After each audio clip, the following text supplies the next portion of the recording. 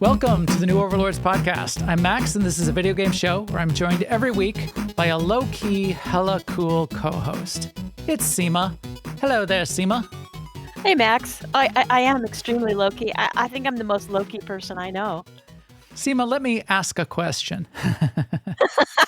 Have you ever heard of the game called Aska? I have, as a matter of fact. Yeah, because we're going to talk about it, and I was yapping on about it, even in the pre-show, and I'm like, we're about to talk about it for like half the show, so I should stop talking about it. For one. For two, I don't know if you caught the reference.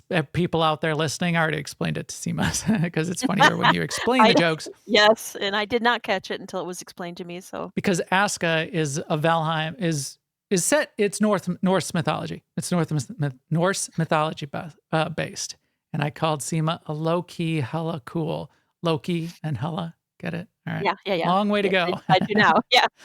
Long way. Followed by, let me ask a question. Let me ask a question. I think somebody has like a YouTube short series that's like ask a question. So I didn't invent that, but I could have. So there's that. I'm certainly capable of it. Let me ask another question, Sema. How is World of Warcraft ahead of the curve going? So we did get our ahead of the curve, so yay for that. Yay! Yeah, so we actually got it. I would say, I thought it was going to take us at least another whole raid night, or maybe 2 raid nights. So that's great. I'm very happy about that.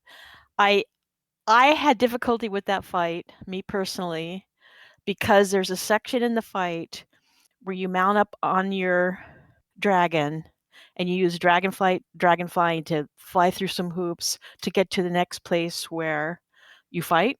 But for that section, and I'm not against it because it wasn't, you didn't have to do like, you didn't have to you weren't doing combat on the dragon. You were just using it to get from point A to point B.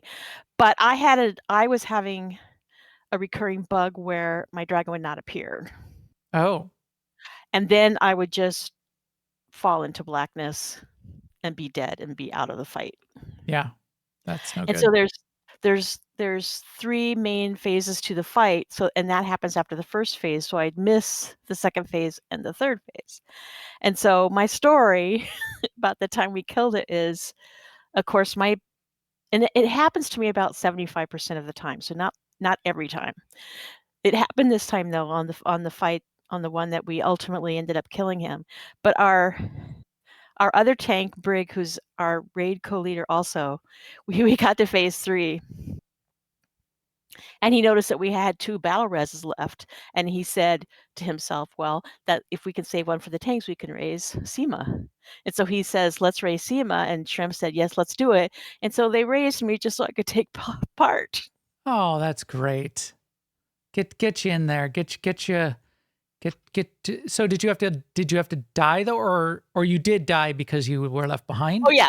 Yeah, you just die if your mount doesn't appear, you just die. So does Blizzard know that this happens? It's well documented. Yeah, that's weird. Now, I think it's maybe some kind of client server asynchronous load balancing thing that happens, and they can't like really nail it down.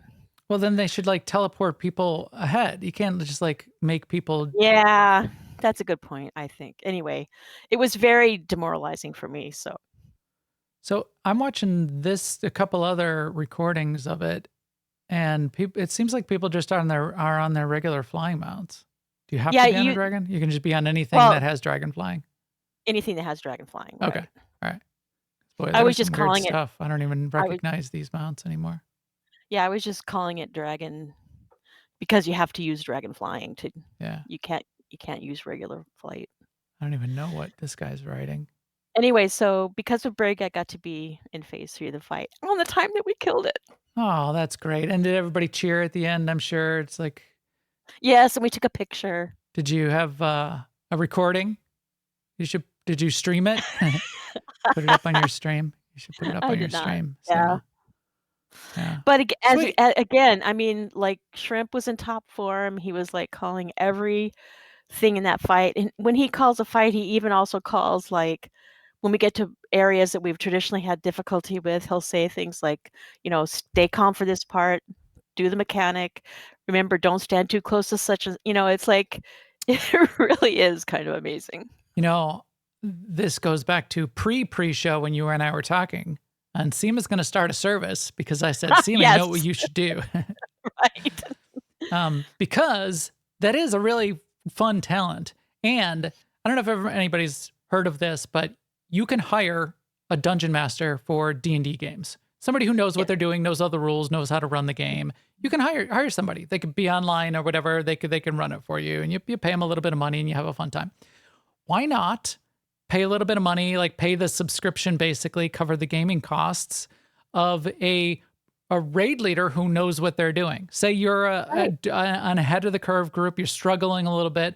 You call in a shrimp who knows what he's doing and calls the fight, explains what is going on, talks you through it.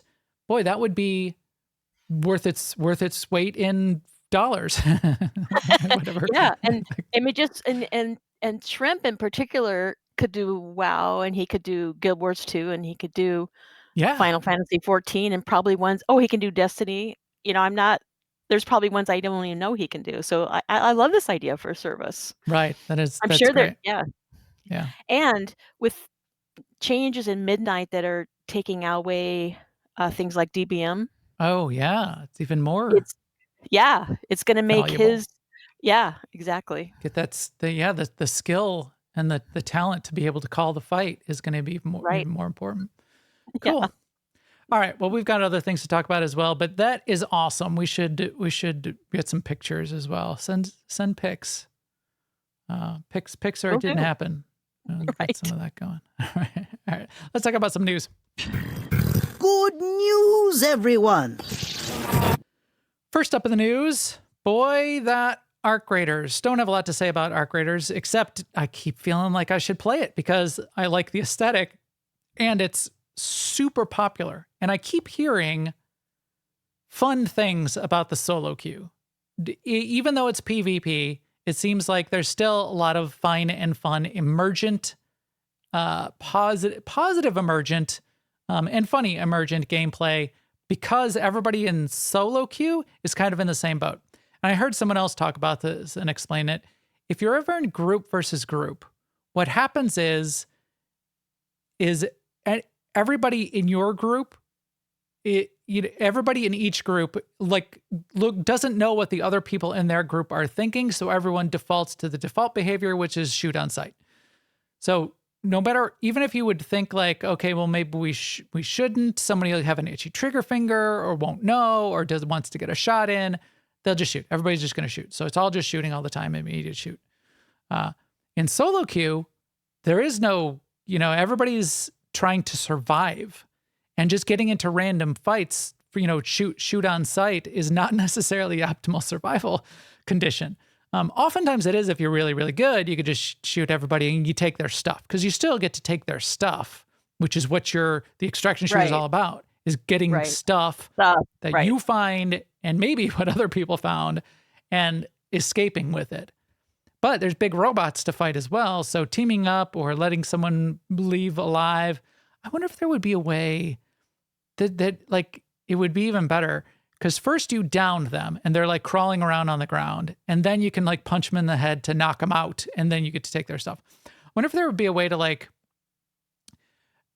have them drop their stuff and then allow you then to res them, to still let them like continue on and go about their business. Maybe you don't want to like knock them out of the game completely, but if almost like rob them but don't kill them kind of thing. might be an interesting twist on that. You wouldn't want them to come like and stab you in the back, which I would definitely want to do. If somebody took my stuff, I would be gunning for them, so maybe it wouldn't work out, but still, I think it, if I was really confident in my abilities, I could just say, well, give me your stuff and I'll leave you alive. That might be fun. Anyway, side story, Shroud, big streamer. Everybody knows who Shroud is if you know anything about streaming. Shroud's got this idea, this push, this comment, just, side comment in his chat. I don't know how much of a push it is, but this statement that everyone and like his followers, and in particular, he's talking to like the multiplayer community out there that plays shooters, that plays the games that he plays and streams. It's a very big genre. I mean, Call of Duty, biggest game in the world. He's saying, this game is great. We're all having so much fun with it. We should vote for this game for Game of the Year. This game deserves it because of it's blowing it out of the water for this community. And he's telling his followers to vote for this over Clair Obscur. And it's more, I'm sure he understands this as well. It's more the idea, the concept, the principle. It's not that anybody actually gets any voting power over. I mean, you put in the commentary that like of the actual Jeff Keighley Game Awards, players' votes count for like 10% at best. I mean, it's like, it doesn't matter. Go ahead. Go ahead. Vote for whatever you want. It doesn't matter. But I get the sentiment. I do, and I like the enthusiasm. I like it when people are for something. Yeah, sure. Yeah, and I think though you would then need to accept other very popular genres that would be putting their game above yours, like mobile gamers. Why don't they get to have Clash of Kings as Game of the Year? Nobody considers that Game of the Year. And there are probably more players of that than there are of Arc Raiders. So Well, there's probably more players of that than every other game put together and combined. Right. Yeah. So it's a scale difference that's mind-boggling when you bring in mobile games. Right. So interesting. Also interesting, Rockstar delaying GTA 6 again. Yeah, that's amazing to me. Yeah, that is as well.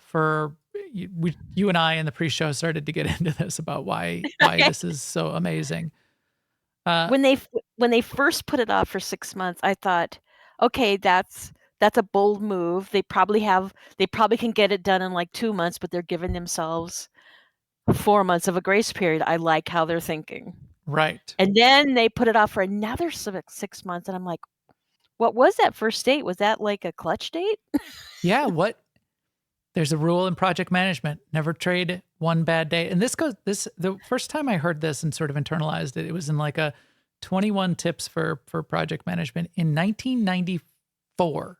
Yeah, it's not secret. Yeah, and it wasn't even new then, but it was don't trade one bad date for another bad date. If you do need to delay, figure out what the new good date is going to be that you're guaranteed to make. And they traded one bad date for another bad date. So that is rough, but they have all the money and they will even get all of the rest of the money on the planet. So they can do it. But you also said, which is double-edged, it's 6,000 people is now part of the studio at least, and probably a big chunk of them, if not the majority of them, are working on Grand Theft Auto 6. I would think you put another 6 to 12 months of run rate on thousands of developers, and you're blowing out another $50 million of development cost. So it is costly. I mean, Forster brings up a good point too. Like November 19th might be too late for it to be eligible for Game of the Year for 2026. But also, if it's not too late, that would be bad too, because it would be not too late by just a week or 2 weeks. And so that's not enough, I don't think, for everyone to play it and decide that's it. tough. Yeah. I mean, as we know, the Keighley Awards are game journalists, so they would, in theory, have do it their already, work to do their job ahead of time and have their review ready to go. However, you can still be swayed by public opinion. You can give it like it's a good game, 8 out of 10, but this other game was really good too. But then realize after the fact that everyone on the planet also loves this game, and then you say, okay, it's Game of the Year. So I don't know. The official line is they're polishing the game. They want extra quality. We're sorry for adding the additional time, but we realize it's already been a long wait. I saw a side headline that Red Dead Redemption 2 is now one of like the 5th highest selling games ever. So maybe they also said, well, we got a lot of money coming in elsewhere too. We can afford it to make sure that day one we get all the good reviews and we don't get mixed on Steam or mostly negative because we had frame rate issues and somebody didn't like that. They're making that, but that's a trade, right? Because they're getting the bad publicity now. Right. And a loss of faith, let's call it, from some people, and in order to get the good reviews on day one. So I don't know. I don't know. I hope it's the right decision for them. I do too. Speaking of other questionable decisions, not really questionable. I like Bethesda, even if everyone else says, oh, they've lost their edge because they didn't make a game of the year with their most recent release. Starfield wasn't the best game ever. So of course that means it's crap. If it's not, if it's not the best game of all time, then you're a failure. Anyway, Todd Howard did an interview with GQ magazine. Why is Todd Howard? Well, I mean, why not? But because he's very conscious of his looks. He is quite a good-looking man. He's a stylish fellow. He is. Anyway, couple things came out of that, and two key. Well, and so there's like a flurry of articles on every website because you get to publish news. You just do that. One of the things is it's the 10th anniversary of Fallout 4, and as such, they released a Fallout 4 Anniversary Edition, which nobody's really happy with. And the main people that aren't happy with it are all the people that already have and own Fallout 4, saying, well, this doesn't give us anything new, and there's potentially crash glitches associated with it. And they packaged up basically Fallout 4 plus 150 paid mods that were part of the game, which you could buy as a package separately for $20 or something as well. But my answer to those people who kind of, like the quote was, who is this even for? Well, it's not for you. It's for the people that were 5 years old when Fallout 4 first came out and have never played the game before. And now they can go, oh, this is a great game, 10-year anniversary edition. All right, let's try it. Let's do this. But yes, I agree. But also, it should work. It should work. Well, I always take the glitches and crashes with a grain of salt because everything has glitches and crashes. And if it's what percentage of users were experiencing those glitches and crashes? It could have been like 3 people on Twitter out of 100,000. Yeah. I mean, which Gemini, which of the NASA satellites that's hurtling off into the galaxy had a code glitch after 20 years in space? I mean, the best software in the world can have glitches. So I think about the vast majority of people. Yeah. But maybe it does. And this does not give us any visibility into the vast majority. This is just the complaints. Yeah. Right. Yeah. Yeah. And that makes a headline. The other side comment that came out of that interview is, don't hold your breath for Elder Scrolls 6. It is not coming in 2026. It might not be coming this decade. It's still a long way off. So don't be holding your breath. You've made that clear. He says, I want you guys to be patient, but also when I do release it, I may not announce it in advance. So that's like, okay, be impatient again. And they said also that they have stuff, Elder Scrolls 6 stuff in-house that they're testing in-house. I mean, like, they have made progress enough to be doing testing. I'm like, all right. That could still be 10 years away, but yeah. Yes, but just I guess don't hold your breath. Don't hold your breath, and it's not vaporware. Those are like that's messages. Also, yeah, and they're committed to it, and they are working on it, which I would expect, and I would be happy to hear. Cool. Well, it has something to play in 2030. But I mean, coming out. I mean, this also with the backdrop of GTA 6 being pushed out another 6 months, it's like these big projects are just really hard. Yeah, they I are. mean, there's a lot of people involved, a lot of people to manage, a lot of just pure project management, never mind the creativity, the artists, the musicians, as well as just coders and like, I mean, just it's a lot. Our tiny little game is probably going to take twice as long as I had originally thought. Now, Yeah. we expanded the scope and, are having fun doing it, and that was a mindful decision, but and extending probably at least 4 months just for kind of like marketing purposes. So we can, actually maybe get in the right Steam Next Fest. So there's a whole bunch of reasons. But yeah, I mean, even our little dumb game is getting delayed. It's not coming out in 2025. That's for sure. Anyway, that sounds interesting. We'll keep an eye on that. We will watch his future closely. That Todd Howard's going places. Also, we just got pre-patch patch notes or patch notes for the prologue of Midnight from Blizzard for World of Warcraft retail. Right. Which is coming December 2nd.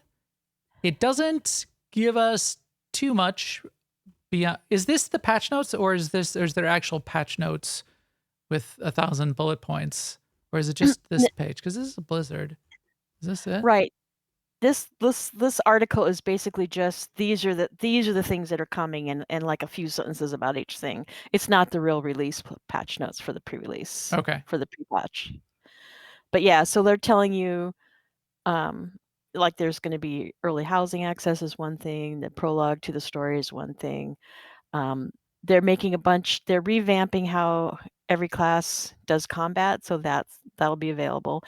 In fact, that's on the beta test server right now, and people are in there playing with the new classes because the concern is Ian has talked about how they're simplifying. That goes kind of hand in hand with getting rid of add-ons that can read combat data. Yep. But the fear is that they'll make it boring. So people are anxious to get in the beta test and try out the new classes, the test server and try out the new classes. So, yep, fair. Yep. And then there's 4 or 5 other things that are coming that are things that people already know how to do, like time walking, and yep, there'll be like an XP boost and Pandaren heritage armor, things that. The housing is the key one that I just want to see. Is the housing on the PTS now? I think it is, yeah. Oh, I don't know. We could go check it out. I'll wait. It's only a few weeks now. Jeez. It's halfway through November. Remember, we're halfway through November. Yeah. I think that's Yes, yeah. I have access to the beta, so I can log in and look, but I got an email that said I would have access. Oh, there you go. So I think the email said as long as you've purchased the sucker edition. Right, which I did. And I feel like I feel like a sucker too. Do you know? So last week we talked about Outer Worlds 2. Do you know if you pre-ordered the deluxe edition, you got remember there's like those the traits and the flaws that are discovered? Yeah. You automatically get the option to accept a flaw that you are like an unrestrained consumer. Okay, that's cool. I like that. That is clever. That was clever of them. Because I try to restrain myself. It doesn't work. It's so I am unrestrained. Yeah, very, very, very clever, self-deprecating little bit of consumerism humor there. Finally, in the news to round out this segment, at least the news part we'll talk about coming soon in just a second, but Steam, Valve, doing some fun things. We'll see. We'll be the judge of how fun it is. They had this thing a while back, many years ago, 5 years, 6 years, 7 years ago, the Steam machine. They were going to make a Steam OS, a desktop PC with the Steam OS. They ended up instead, that kind of like went nowhere. Nobody wanted it. They instead made the Steam Deck, which everybody did want. at least people that were looking for a PC-based handheld running their Steam games. They've iterated on SteamOS and the Steam Machine desktop PC, mini PC concept, and are going after that Steam Machine concept again. So they have pictures out. They have this idea that's going to come out next year, 2026 release, of this cube that will sit potentially next to your TV or just be a PC on your desk and be able to run all of your Steam games and potentially run the good Steam games at 4K 60 frames a second. Cool. Now, who's going to buy this? I predict me. nobody. Because the people that would be the market for this, which are the people who have a big Steam library and, want a PC to run it, already have a gaming PC. Nobody has a big Steam library and no gaming PC. So those people aren't necessarily going to be in the immediate market for this. Maybe for their next one, maybe for their upgrade, maybe. However, by the time they get around to the upgrade cycle, a couple years from now, or maybe there's some small segment of them. Maybe there's 20% of them that are in the market even for an upgrade to their PC. They might consider this. It's going to be obsolete as anything is the minute it comes out. So unless they're planning on upgrading it once every 6 months along the lines of their supply chain, which is very, very difficult to do, and they're probably not, it's going to be obsolete. Also, the rest of the market, people that would be buying consoles, yes, you could say they would be enticed by this, but how many of them are even going to know what this is and what it does compared to a console, compared to getting a Switch or an Xbox or a PlayStation?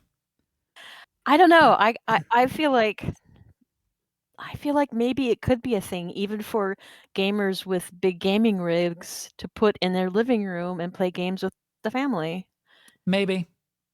You can plug your Steam Deck into the TV though. You can't run it 4K 60 frames a second off the Steam Deck. No, but that's still only one person playing on the Steam Deck. Actually, I don't know. It'd have to be especially, I don't know. But I'm thinking games, like when we played that, no, that wouldn't work either. Anyway. Split Fiction or whatever, co-op games, yeah, split screen Halo battles. Also party games, but fighting games. Yeah. But look at this picture, Sema. Look at this heatsink. Isn't that cool? It is. It is cool. Isn't this great? I could use that because I'm pretty cold right now. If I was like doing an interview launching my new machine, I would definitely show off my new console. I would definitely show off the heatsink in multiple pictures in the PC Gaming Magazine article. Like half the pictures in this article are of like the internals. Guys, who is this for? The people that are interested in like this picture, they build their own PCs. I don't know. I'm not optimistic. Not that it's not a good idea. Not that it's not a cool thing. But Stask wants to play Judge Snoop Dogg on a Steam PC. Yep. Except, well, Amazon, you probably can't. No, because it's on Pluto. It's an Amazon gig on their Amazon cloud crap. So sorry. It doesn't even do that. It doesn't even play the stupid Snoop Dogg game, which is going to be taking over that's the big competitor to GTA 6 for Game of the Year 2026. Right. And you don't even have to have people to design those games. Right. You don't have to have people or a brain. All right. Coming soon. This week, we got the release of Enshrouded. I think I'm going to play it this weekend, although it's got competition in that I also want to play Call of Duty Black Ops 7, which is coming out tomorrow. Enshrouded Wake of the Water is looking really good. I wanted to rally my gaming group, my survival squad, to go potentially play Enshrouded, and we still could, we might, but I think we might end up playing Rust or something if Corley can get that together. The problem with Enshrouded, they've made it better, and you can play up to 16 people together. And playing co-op in Enshrouded is really, really good. But there are some elements of the progression of the world that are still world progression and not player progression. The unlocking of the NPCs that are part of your base then that become like a quest giver and a crafter for you. Like the first one you get is the blacksmith. There's only one of them in the world. So it's not like I could get in there early on Friday, unlock the blacksmith, and then, Corley could show up on Saturday and unlock the blacksmith. He would not get to see that or participate in that, which is a bummer. So if everybody's playing all together, it seems like it would be really good for that. I still really want to play Enshrouded, and I probably will, just because I love that kind of game, and I'll just play it myself, play it over the weekend, and catch everybody up on how Wake of the Water, their new release, is, everything that adds to the game, that kind of thing. On the side, November 13th, that's tomorrow, Call of Duty Black Ops 7. I'm fascinated. I want to play the single-player campaign, at least part of it, because it's high-powered, state-of-the-art shooter game, and it's set in sort of like that relatively near future. What I kind of think of as Daniel Suarez is a specialist author that works in that space. I kind of think of it as the day after tomorrow kind of future. And I love that future. Arc Raiders is not too far off. It's a little farther than that in the future, but Call of Duty Black Ops 7 is like the day after tomorrow. And I kind of like that from a sci-fi perspective. So that's cool. November 14th, Where Winds Meet. We talked about it a little bit last week. It's the wuxia genre, Chinese magical martial arts style of game, action combat, but it flips between single player and MMO, full scale MMO. In fact, it's got kind of like a switch where you can go back and forth. I don't know. We've been dying for some new MMO to catch on and be successful, and a lot of them have had some initial success and then diminished, at least for the Western markets. We'll see what this one does. I doubted this is going to be the one, but I'm open to keeping an eye on it and seeing what happens. Then November 15th, wow, this is all this weekend. November 15th, Escape from Tarkov. Oh, they should have delayed 6 months until Arc Raiders died down. I kind of feel bad for them because they kind of almost built this genre. Yeah, they did. Yeah. So they're finally hitting their 1.0 release. So Escape from Tarkov is hitting their 1.0 release just in time for them to become the villain, live long enough to become the villain. They've got a super strong player base, though. I'm sure they're going to be fine. It's not like they're dying, but Arc Raiders is going to be taking a little bit of wind out of their sails of their big 1.0 that they've probably been working towards for the last decade.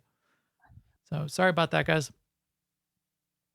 And then we're going to be waiting until, then we've got American Thanksgiving. Canadian Thanksgiving is done. American Thanksgiving is coming up. And then just after that, we've got a couple things coming to our backyard. WoW pre-midnight, pre-release update, and WoW Housing is December 2nd. Also on December 2nd, which we will also be playing, Sema and I, Destiny 2 Renegades, which is the Star Wars update, the actual licensed Star Wars themed update in Destiny 2, which fascinates me because it's their spin on it. It's not like Luke Skywalker and Darth Vader are running around. It's got like Star Wars stuff in it, like lightsabers, but they're like Destiny styled lightsabers.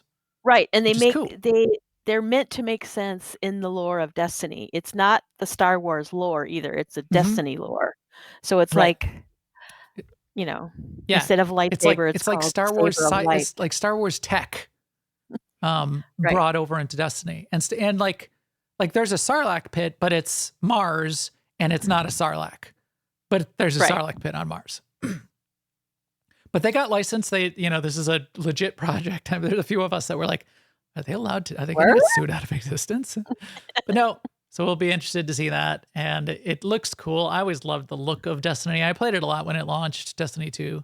and always liked it. I just never went back to it because sort of got lost in all of their updates and then fell behind and then wasn't upgrading my gear and just didn't know where to start again. So I might have to start from scratch.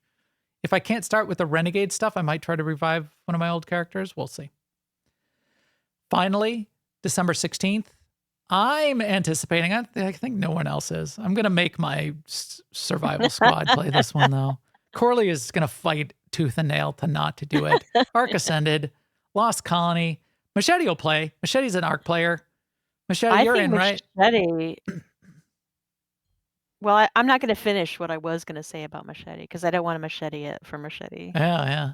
Machete loves Ark, so we'll have fun with it. Maybe Nazrine will play again. And dinosaurs. Yeah. Machete's been deep into it with us and all over Ark for a long time. Ark Ascended, Lost Colony, December 16th. We'll be playing that. And then we'll get Stask and Saturn and Corley in to play with us as well. Corley! Calling Corley. Corley! Be ready for the dinos. Corley got so mad when he played Ark the first time because the Raptors came and ate his face. And he's like, this is claptrap bullshit crap. And he rage uninstalled right then. I mean, I didn't play a lot after I died a few times too, so I get it. Yeah, dinos and scat. Yeah, there's poop pickup that you got to do in Ark. And remember, as we explained last night, what is scat? It is scoobity-doo-dop, boop-bop, boop-bop, poop. Yeah. That's what scat is. There you go. All right. This podcast is brought to you by Garden to Goat, the upcoming game from Contemplation Games. It's also brought to you by Alea Acta Est. AIE-guild.org is the gaming community that we all play in. You can also find everything you need to know at newoverlords.com, where this community hangs out. Our chat room is all connected. If you've got any questions, suggestions, especially around what next survival game I should play, and I'm going to name 2 other new ones shortly, tell me, let me know, post it in the comments on our YouTube channel or put it in our Discord. I would love to hear about it. And if you'd like to come play with us, let me know. I might spin up that enshrouded 16-person server on Friday. That's tomorrow, or maybe even tomorrow, and get ready for Friday. And we could put some more people in. I can't guarantee that you won't, the hardcore amongst us, playing a game from morning till night, might not push the progression of the world pretty quick, but we shall see. Thank you, everyone. All right, Sema, it's survival time. I want to survive. Say it again. I want to survive. Louder. I want to survive. Come on. I want to survive. Like you mean it. I want to survive. Louder. I want to survive. Yeah. That's what I do with my survival group to kick off every evening when we do group content. It goes, I just want say some it like clothing. you mean it. Yeah.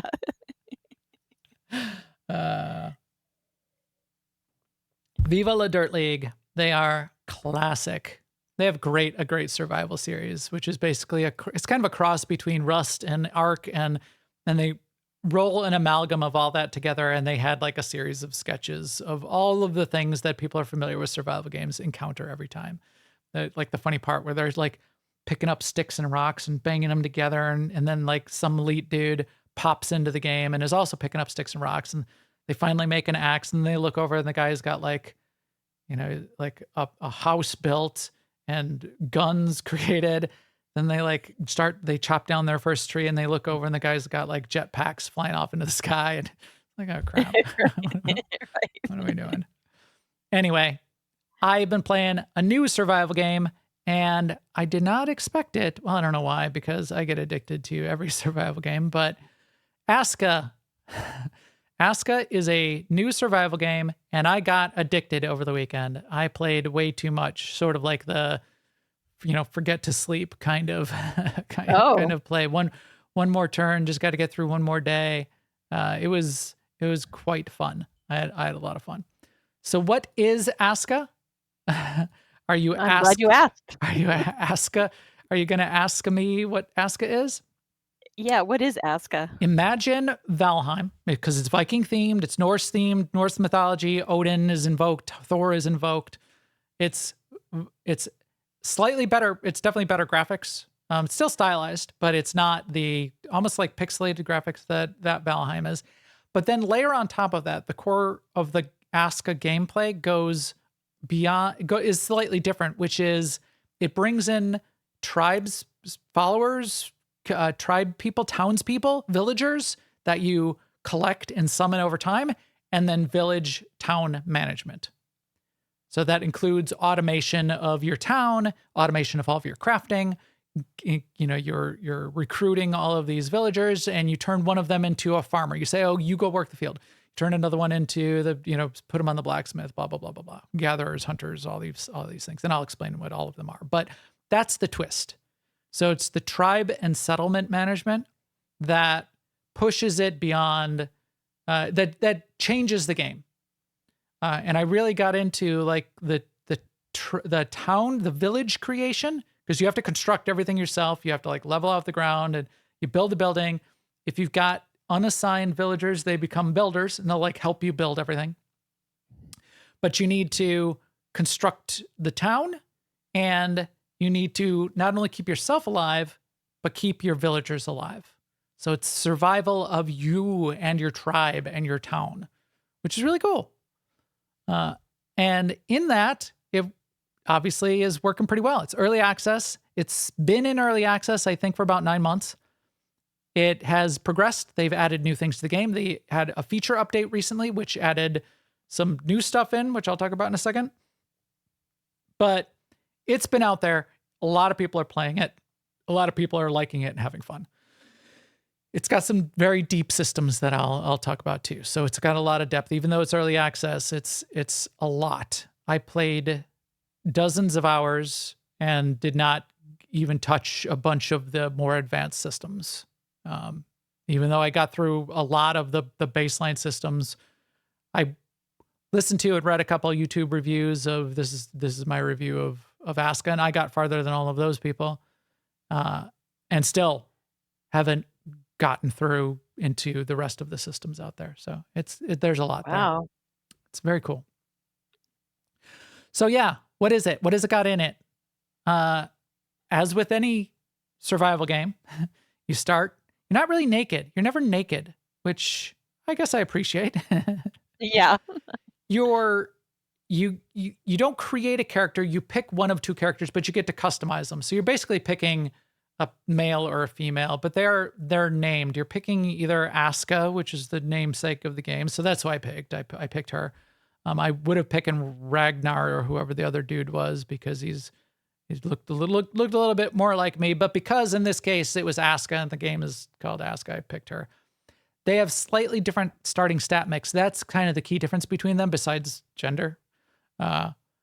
But then you can like customize their look and their face, and you can even unlock further customizations if you get achievements in the game. But you're basically picking one of those two. Then you start on the beach. You start like starting gear. You've got like I think the guy has got like a kilt and like a strap across his chest. So it's kind of like bare chested. The Aska's not bare chested, but your minimal gear, and you do need to then like do all of the survival things. You need to pick up rocks and sticks, make your first axe, chop down a tree, pick up berries off the ground, eat the berries. You need to worry about water. You need to worry about food, and you need to worry about health, and you need to worry about shelter for your townspeople more than yourself.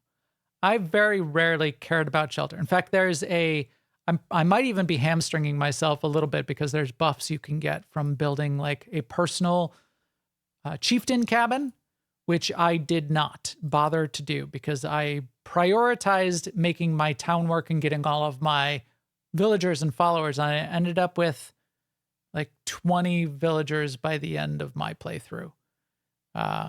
So I ended up focusing on them and their houses and their cottages. And I was just about, in fact, I had 2 under construction this morning when I played for an hour before I had to quit and go back to work.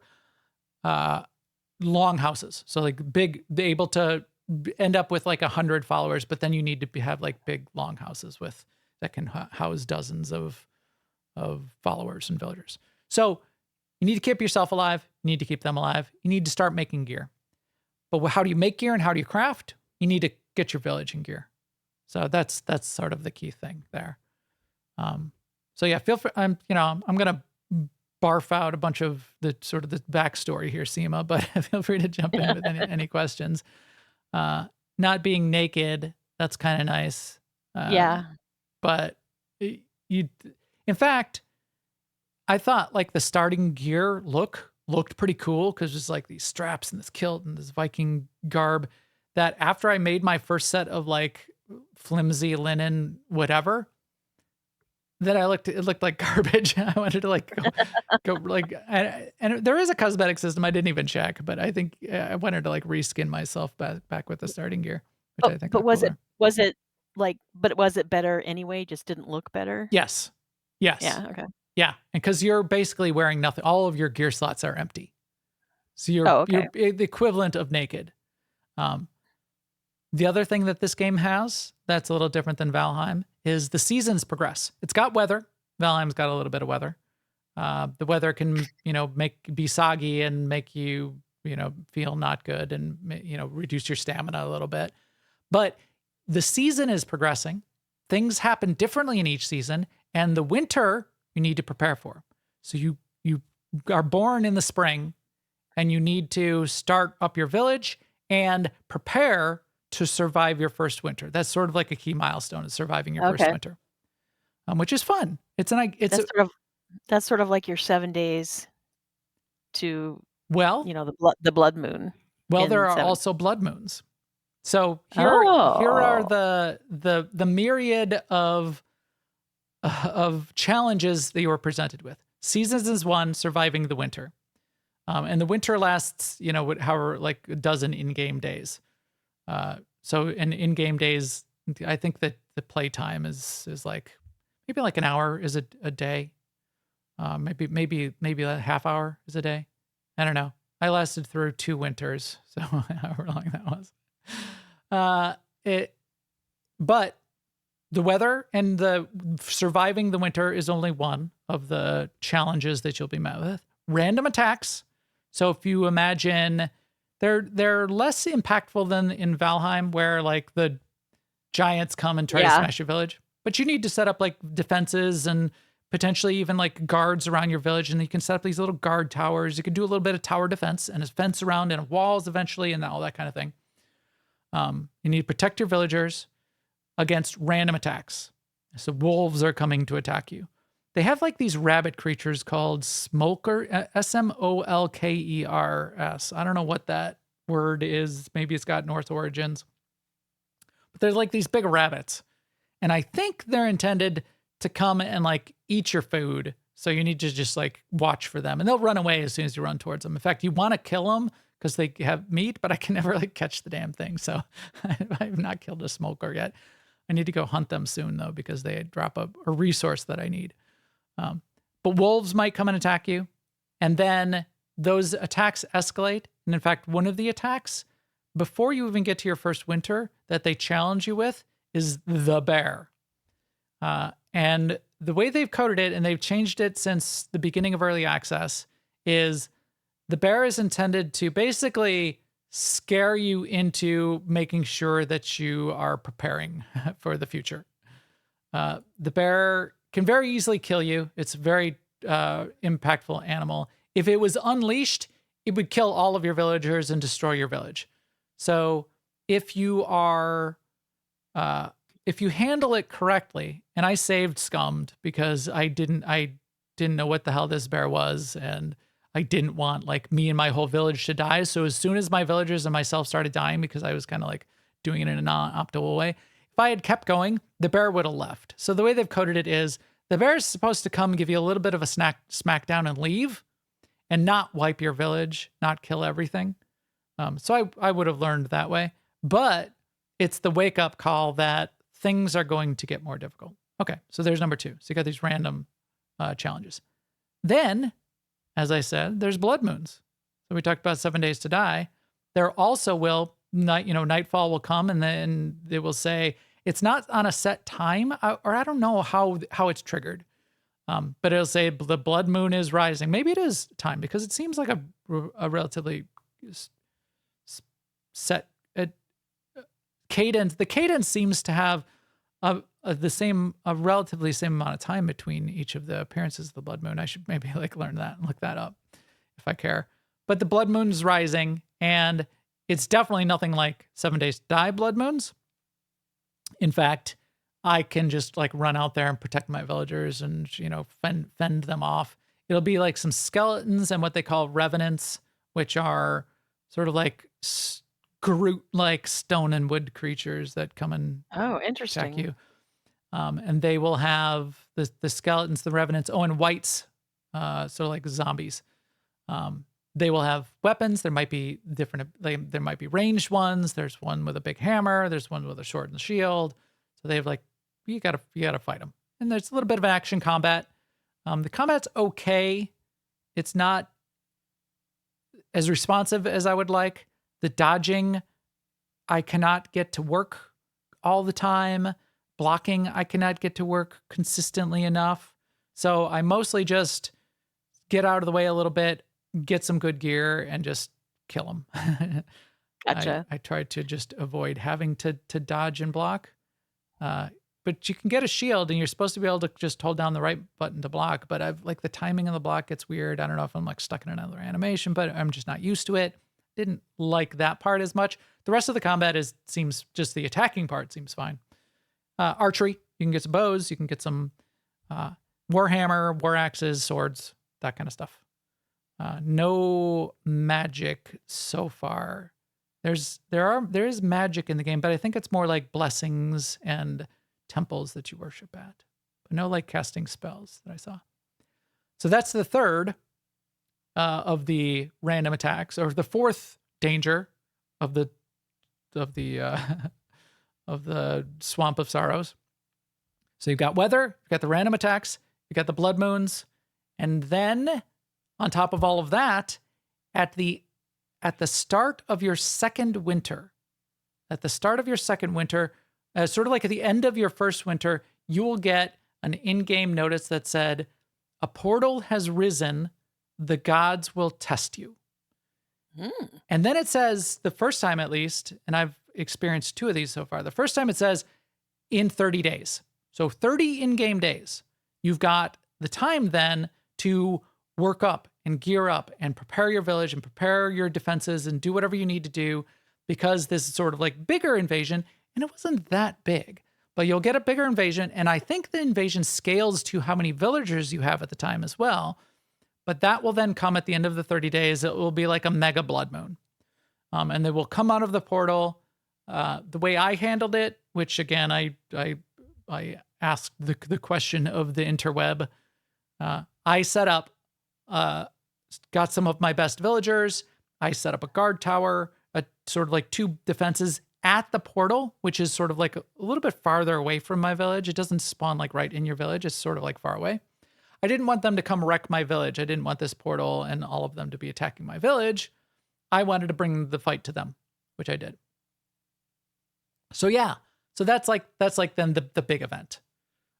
So there's a lot of urgency. There's a lot of like timers then. You need to get ready for night. You need to get ready for winter. You need to be making food and not starve. You need to be getting water, and that gets more, there's more ways to do that over time.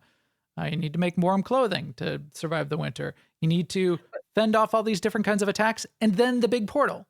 So there's But you can stuff. set the townspeople onto like making food and clothes, right? As well as buildings. And... Yes. So that's where the town management then comes in. You can do everything yourself, but it's super inefficient, and you'll never get it done. I mean, once you start getting into iron weapons, even, you need to find a cave, a mine out in the wilds. You need to build a mining hut there. You need to build special picks to be able to go and mine the ore. Then you need to set up a coal pit, which is another building in your town, or like a crafting area in your town. And you need to farm up a bunch of wood to burn in the coal pit to get coal. Then you need to set up a bloomery. And I was not familiar with this word. Apparently it's part of the smelting process. The bloomery takes raw iron ore and smelts it into refined iron chunks. Okay. Then you need to set up a workshop with an attachment on that workshop. So then things start to get quite complicated. And you could never do it all yourself. You'd be able to make like one weapon by the time the blood moon came, and it would be you yourself and nobody else, and you with just like one little sword swinging it around. And not fun and not part of the game. So keeping up recruiting new followers constantly, spreading out the work, optimizing the way things are laid out, optimizing the way workers are assigned, optimizing their schedules. You have a schedule and you set how long they are awake, when they wake up, when they go to sleep, and sort of like this screen that was just up there. It was just on the video. You can set up their schedule, and you can set up you can save that as a preload. And you might not want all of your villagers to wake up at the same time, because when they wake up, they go drink water and they eat food. Well, if your cook hasn't, it's going to all the food's going to get wiped out if they all wake up at the same time. Maybe you're going to stagger them. You're going to have some of them wake up at 6 a.m. and some wake up at 7 a.m.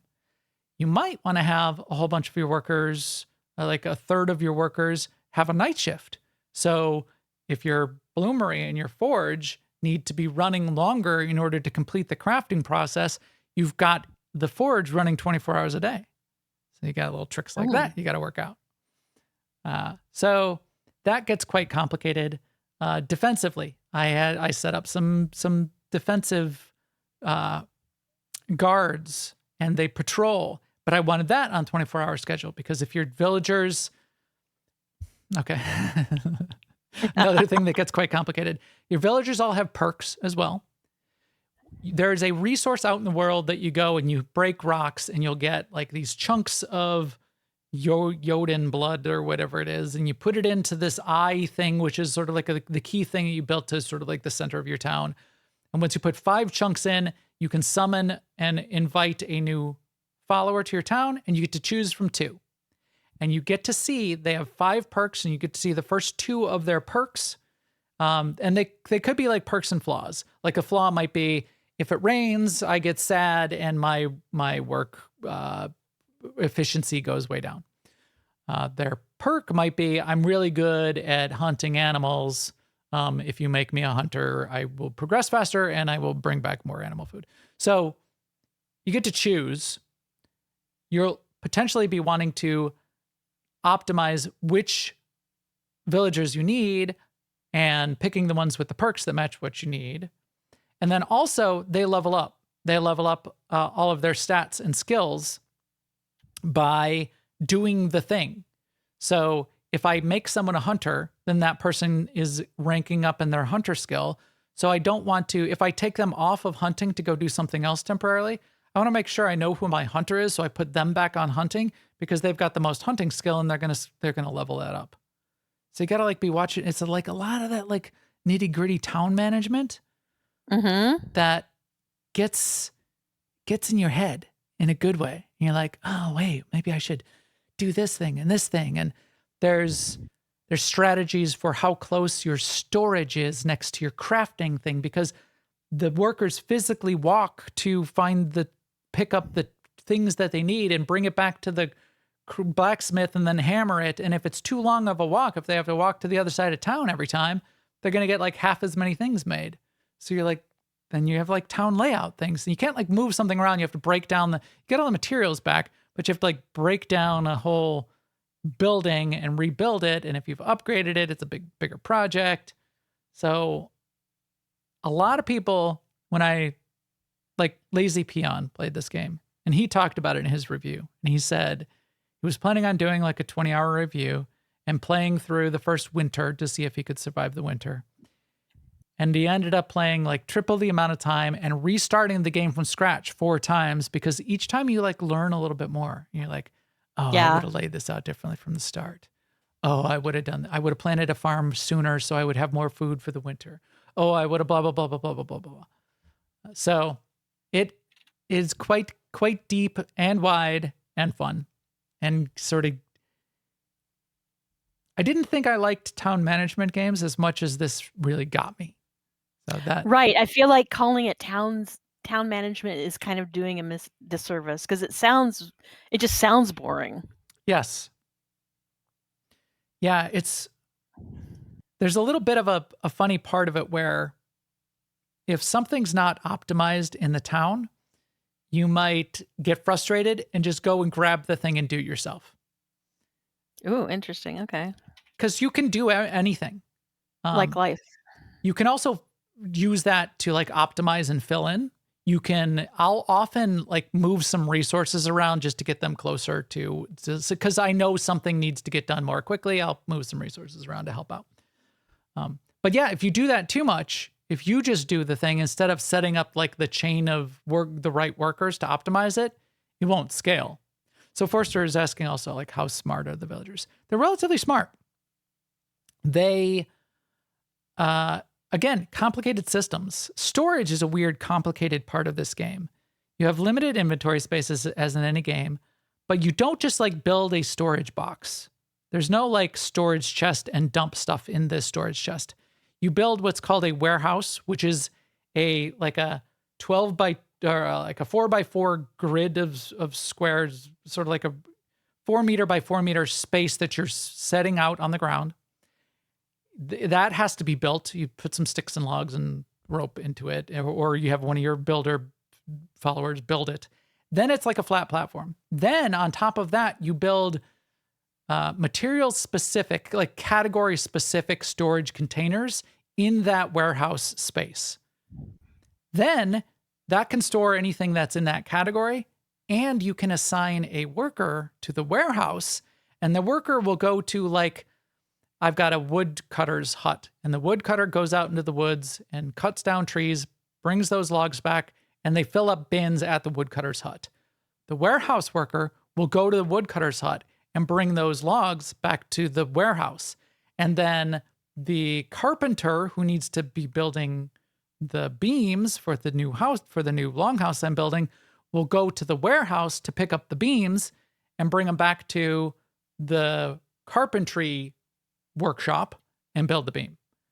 So the workers are all pretty smart as far as that goes. They wake up in the morning, they go drink some water, they'll go stop by the kitchenette thing, and the cook, I've got 2 cooks, one for the day shift, one for the night shift. They'll grab some food, they'll fill themselves up with food and water. If their tools break, tools break just as like your tools break, they'll go to the workshop and pick up another tool, assuming you've had a worker building the tools, like a backlog of tools as they break. And then on all of like the build this thing, you basically are allowed to put a number of how many you want sort of like always created. So I'll say, always have a couple torches made. So then if a worker comes to take a torch, because the worker in the mine needs torches to even make the mine work, if torches get depleted, the worker in the workshop automatically makes more torches, but only up to the limit that you've set. You have to be careful about those limits, and you have to be careful about who you allow to take food from where, who you're allowed to take resources from where, and you can like set up whitelists for what villagers are allowed to take what resources from what location, and they all follow those rules. So they're relatively smart from that perspective. But they're smart within the rules of the town management. And if you do it wrong, your villagers might go eat all of your raw food, which is half as nutritious as the cooked food, because you gave them all, whitelisted them all to the raw food storage, and then you're screwed. So it kind of reminds me in that sense of like when you're first learning to program, and then you realize that the computer is always going to do exactly what you tell it to, not what you wanted it to. Yes. Yeah. Yeah, exactly. And unless you set up the rules correctly and set up the boundaries correctly, you can get the paperclipped optimization AI situation where the AI takes over the world and makes everything into paperclips. So yeah, It's this. Listen to you talk about this sounds like both Valheim and also V Rising when you would play those games. Yeah. Yeah. Even but much more complex than V Rising in terms of getting the follower to do the thing. The followers, yeah. I mean, you kind of had followers, right? Didn't you have like slaves in V Rising?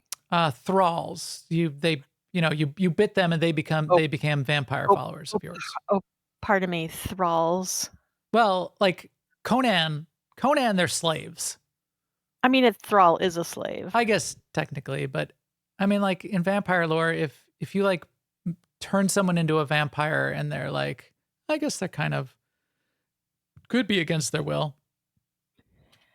And in a lot of vampire lore, like the when you make someone into a vampire, they're like you don't take your pal. they don't take your free will. Yeah. But yeah, they're and then it's almost like an but anyway. If you make them a thrall, you do. Yeah. Yeah. Anyway.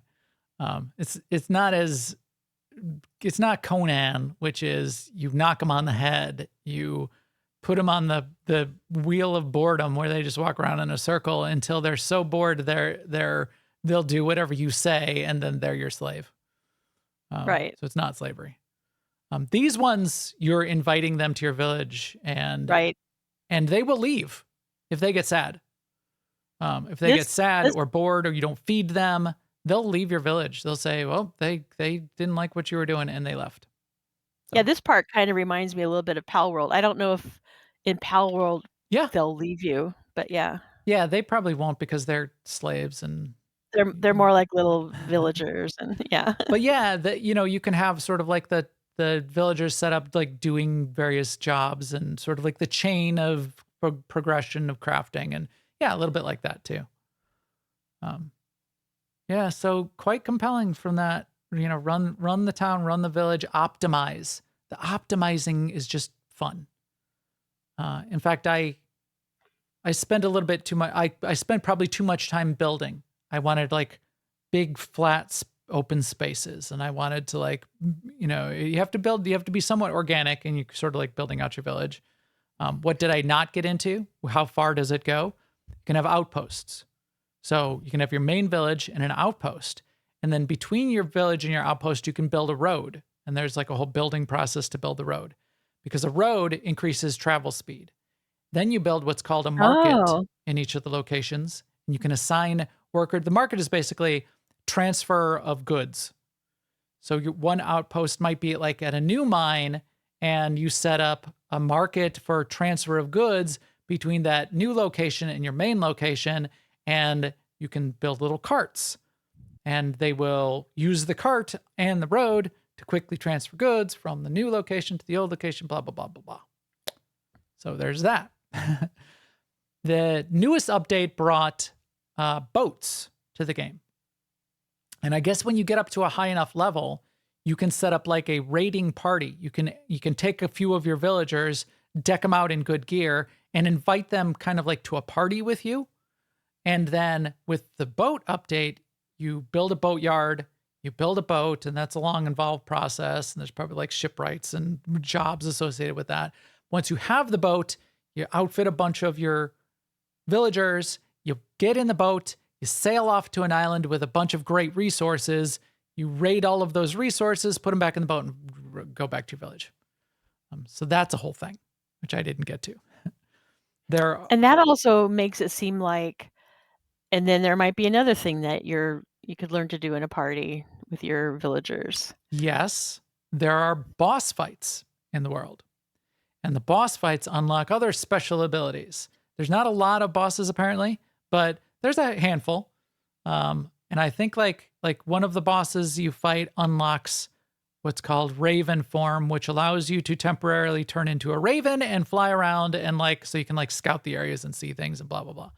But you need to fight the boss and maybe forming the party, arming your villagers and going and fighting the boss together. That might be a thing you do with your party, your raiding party. There are revenant ruins filled with revenants and skeletons that you can go raid and bust apart and, get resources from. Right. I did a little bit of that solo, but you could get a raid, you get a bunch of villagers to go do that with you too. And then it goes on. You can trap baby wolves at the wolf dens and raise them as your own. And then you have wolf pets that follow you around and fight for you. Remember I mentioned those rabbit things, the smokers? You can capture smokers, put them in a pen, and they will breed, and they produce milk of some kind. And so you can raise them for meat, raise them for their milk, and then you can have your chef learn to make cheese out of the milk. And that's a really good resource to get through the winter because now you've got meat and cheese. Wow. Yeah. So cheese making is, I did not get to. So yeah, deep and broad. The area is much smaller than Valheim. So exploration wise, it's much smaller. Because it's so complex, the UI is much more confusing than Valheim.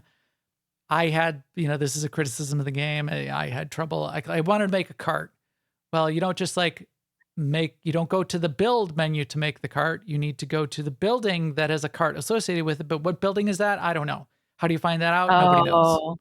Yeah. It turned out to be the warehouse or the market could make the cart, but I didn't know that. So I made the market and I didn't even need the market because I thought that's what I needed, but I could have done it with the warehouse. I sort of learned later. So that's kind of confusing. It's like, I want to make a thing. I want to make a metal sword because I need to fight this thing. How do I make a metal sword? Well, it's a mystery.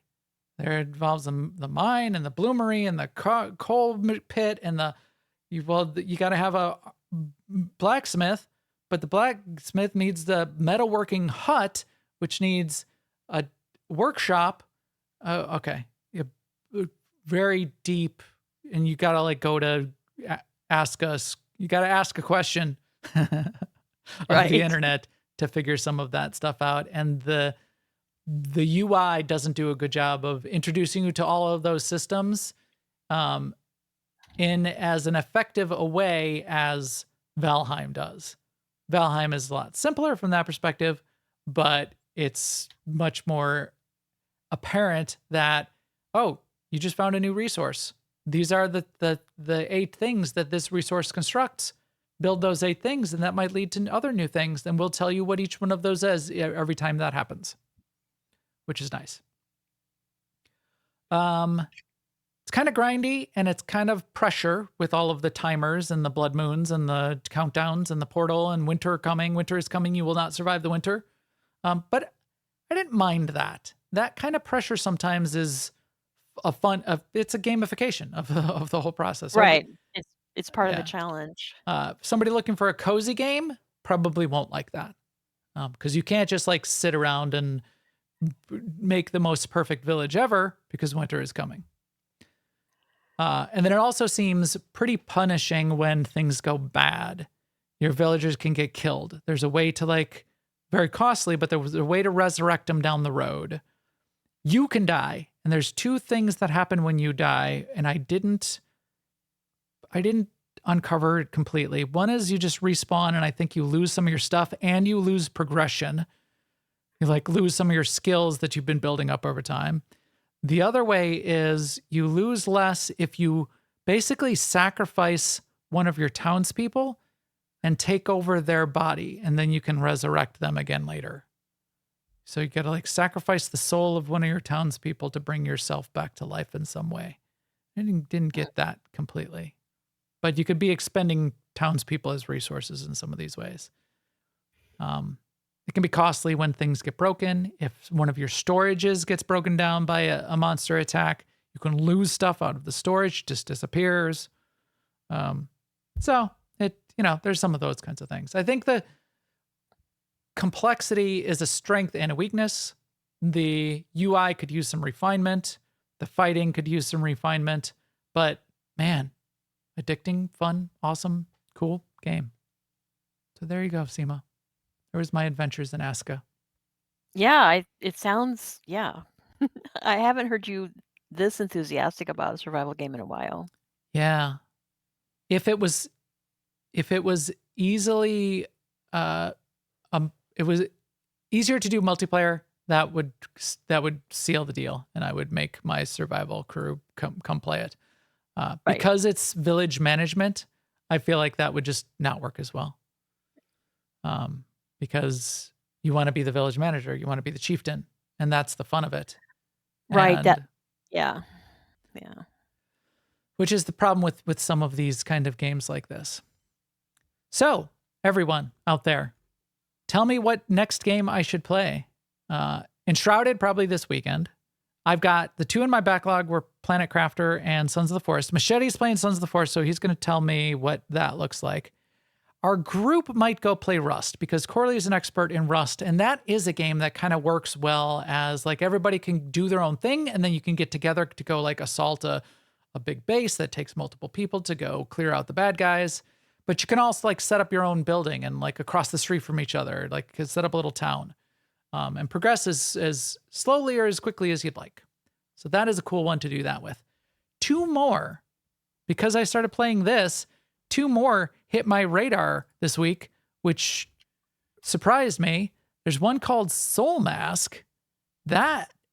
Soul Mask is kind of like Aska with the villagers and the abilities, but the weird twist to Soul Mask, it's also sort of like Inca themed, if you want to think about it that way, which again gives a little bit of a new twist in terms of setting.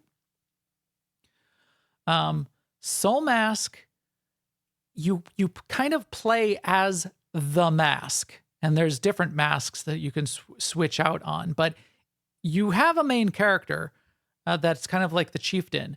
But if the main character takes the mask and puts the like you walk up to another one of your followers and put the mask on that follower, now you're suddenly the follower, and you can just play the rest of the game as that follower.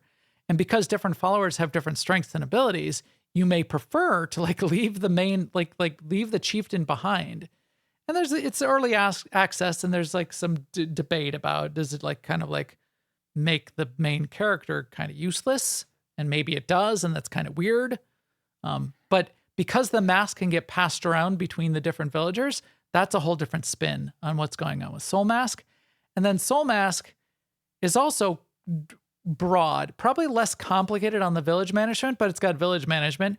And then it's got like mounts you can like things you can learn to tame and ride them around. And it's got gliders you can make, and it's got dragons to fight. And that's like a whole game.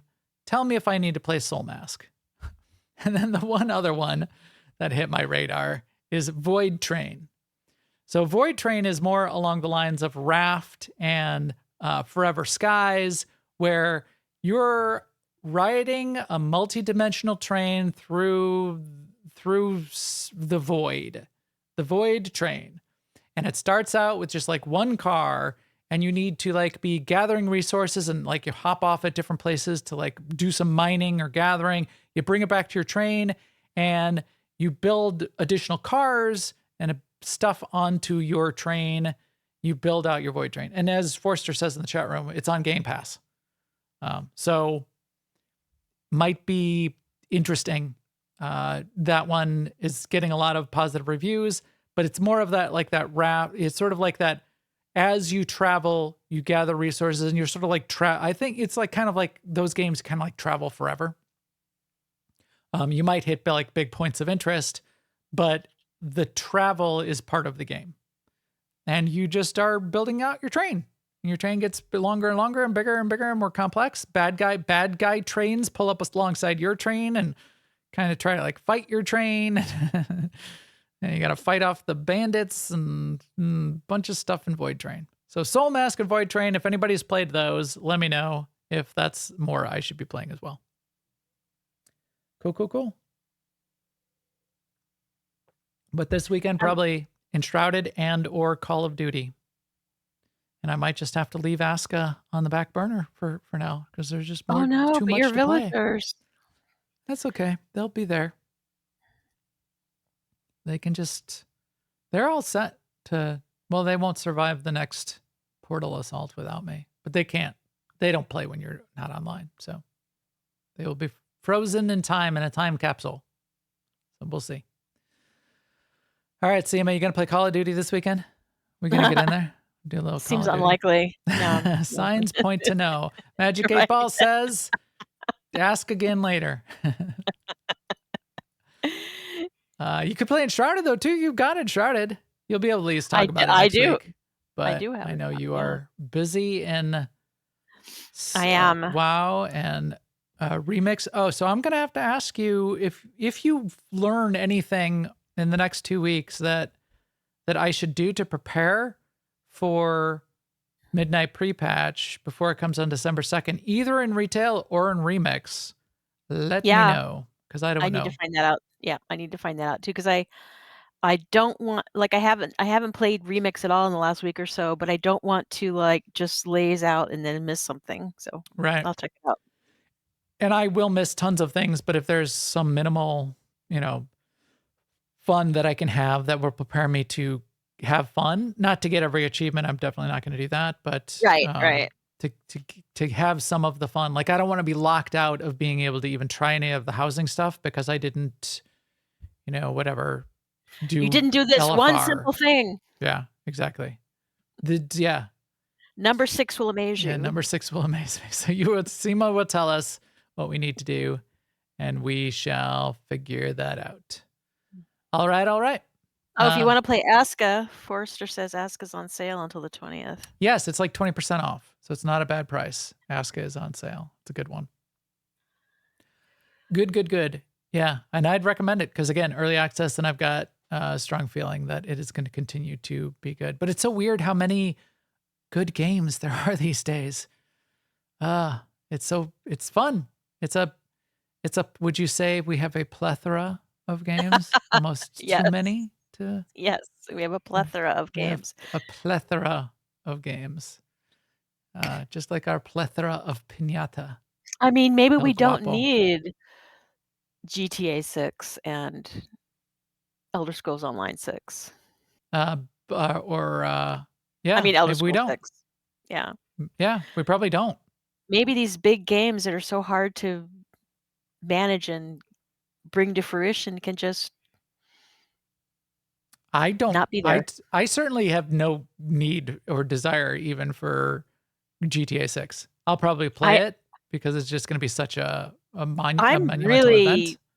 I'm fascinated by the look of GTA 6. Yeah. If somebody would make a GTA 6 movie with in-game, Right. footage, I think that could be a Hollywood hit, man. I mean, it's amazing looking. Forster does have a good point there that for some reason all the survival games are all in early access, almost all forever. Forever. Yeah, right. I mean, Valheim's still in early access. So yeah, one day someone will release one, he says. I like that. Crazy. And then the world will be Right. topsy-turvy world that we live in. All right. Well, I think that is it for today. We'll see what happens next week in this topsy-turvy world of early access. All the feed and subscribe links for our show are on newoverlords.com, and our video is always up on YouTube/newoverlords. Please come chat with us in our Discord at newoverlords.com/Discord. Let me know which of those survival games or the ones that you don't even know about that I should play. Come let us know in the Discord and the general channel there. You can also follow on all the social networks, and we'll keep you up to date there too. And with that, we will talk to you soon. Later, everyone.